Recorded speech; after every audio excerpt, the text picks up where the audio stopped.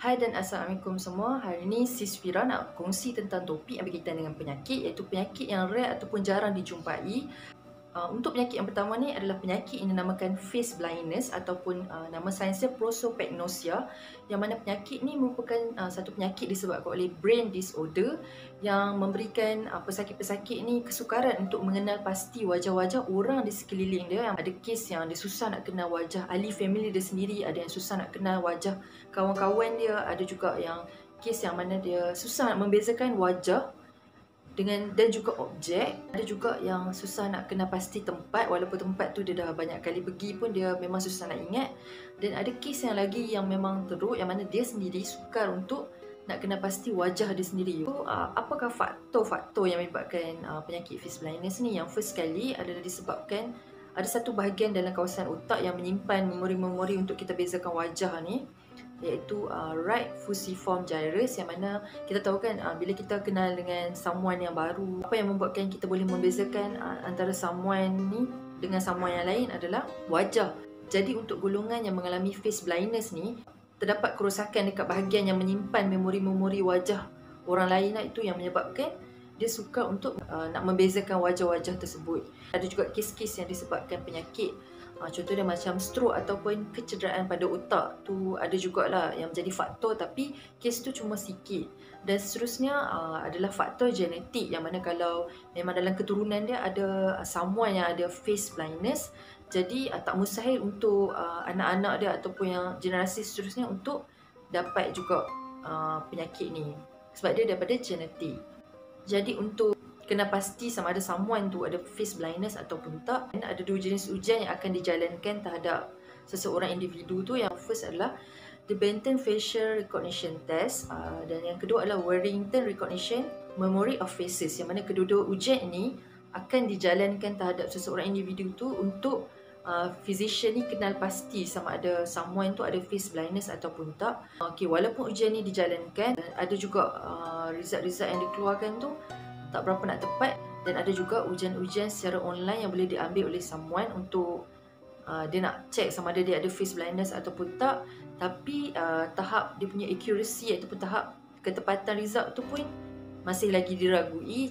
Solution yang paling baik adalah physician tu sendiri yang akan memberitahulah someone tu sama ada dia ada face blindness ataupun tak. Jadi opinion from the physician tu adalah sangat penting.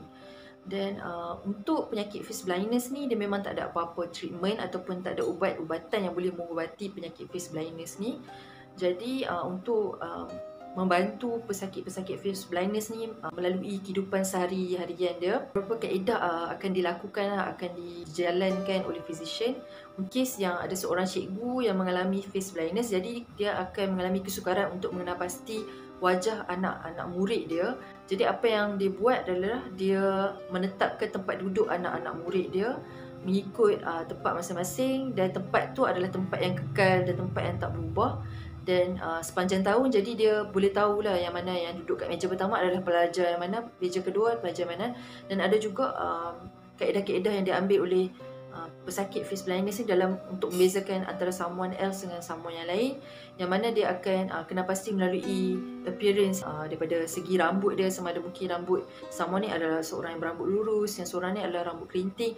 Tapi walaupun cara tu boleh bezakan, agak susah juga, sebab kan kita tahu style macam style rambut atau sebagainya tu boleh berubah-ubah. So kita move kepada penyakit yang kedua, iaitu penyakit yang Laughing Death Disorder. Penyakit ini dihadapi oleh sekumpulan puak di Papua New Guinea. Penyakit ini dipanggil juga sebagai penyakit kuru. Penyakit ini terjadi disebabkan praktis yang diamalkan oleh kaum ni sendiri. Mereka percaya apabila someone dalam keluarga mereka mati, ahli keluarga yang mati tu perlu dimasak dan juga dimakan oleh ahli keluarga yang masih hidup, kerana mereka percaya itu adalah satu ritual atau amalan yang boleh membebaskan roh si mati. Tapi malangnya yang terjadi adalah ritual ni atau amalan ni yang menyebabkan mereka ni mendapat penyakit yang dinamakan kuru. Simptom-simptom ataupun apa yang akan terjadi kepada pesakit ni, yang mana dia mengalami kesukaran untuk berjalan, yang mana dihilang keseimbangan diri, dan juga dia akan menyebabkan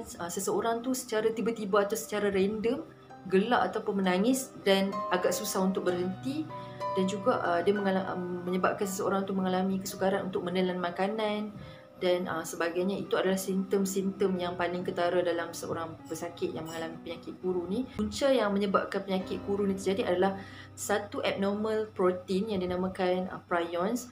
Prions ni yang menyebabkan jangkitan, terutamanya di bahagian otak. Jangkitan di bahagian otak ni, yang mana prions ni menyebabkan lubang-lubang dekat bahagian otak. Lubang-lubang tu macam kalau kita tengok sponge kan, lubang-lubang macam tu juga yang akan terjadi kepada otak kita. Puak yang mengamalkan ritual memakan daging ataupun semua bahagian, mereka ni akan memberikan bahagian otak si mati tadi kepada kaum wanita dan juga kepada kaum kanak-kanak. Dan disebabkan itulah kaum wanita dan kaum kanak-kanak ni yang mengalami penyakit kuru ni, yang maksudnya persentage yang mengalami penyakit kuru ni lebih banyak ke arah kaum wanita dan juga kaum budak-budak. Dan sebabkan itu kerajaan di Papua New Guinea tu mengharamkan amalan kanibal lah disebabkan penyakit kuru.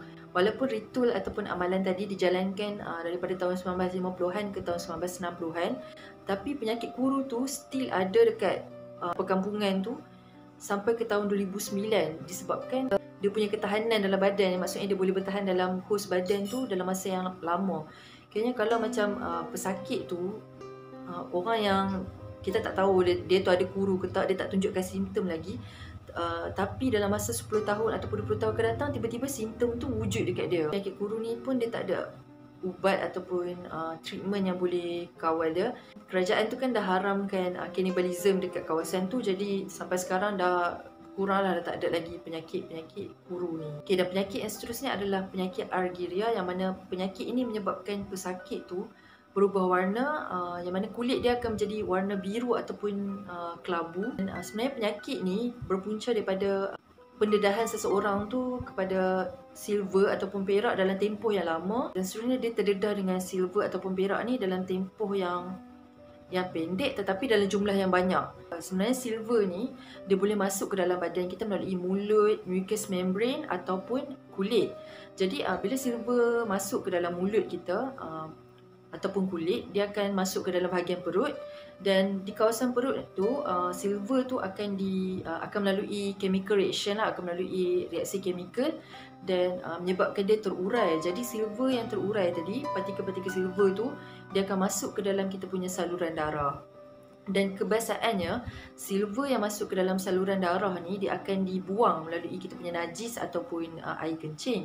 Tapi disebabkan kandungan silver, bila kita terdedah dengan silver terlalu banyak, jadi ada juga yang tak boleh nak keluar daripada badan, dan silver-silver yang tak boleh nak tersingkir daripada badan itulah yang akan masuk ke permukaan kulit ataupun bawah kulit dan juga tisu-tisu badan kita. Dan itu yang menyebabkan kulit seseorang tu dia bertukar menjadi warna biru bila dia terdedah dengan cahaya ataupun cahaya matahari. Itu yang menyebabkan kita akan nampak someone tu penampilan dia menjadi warna biru ataupun kekelabuan. Walaupun jumlah silver yang sebenar tu masih belum dikenal pastilah berapa banyak terdedah yang kita terhadap silver yang dalam kuantiti yang mana yang boleh menyebabkan kita boleh mendapat penyakit Argyria ni. Tapi faktor-faktor yang memang boleh menyumbang kepada seseorang tu mendapat penyakit Argyria ni, yang first kali adalah bila dia makan suplemen ataupun mengamalkan pemakaian kosmetik yang mempunyai kandungan silver yang tinggi, dan seterusnya. Bila dia terdedah dalam industri silver ataupun perak dalam tempoh yang lama, maksudnya dia terpaksa bekerja dalam industri yang melibatkan silver, contohnya industri aksesori. Jadi untuk doktor kenal pasti berapa banyak silver yang dah masuk dalam badan ni adalah dia perlu, kalau kita pergi jumpa doktor, dia akan cek dulu kita punya sampel darah, sampel najis dan juga sampel air kencing. Ada juga ujian yang dijalankan sama ada kita ni penyakit Argyria ataupun tak, sebab dia ada perubahan lah, macam contohnya dekat bahagian mata dan sebagainya, akan nampak perubahan dekat situ. So sampai situ je perkongsian sis pada kali ni berkenaan dengan penyakit-penyakit yang rare dan juga jarang ditemui.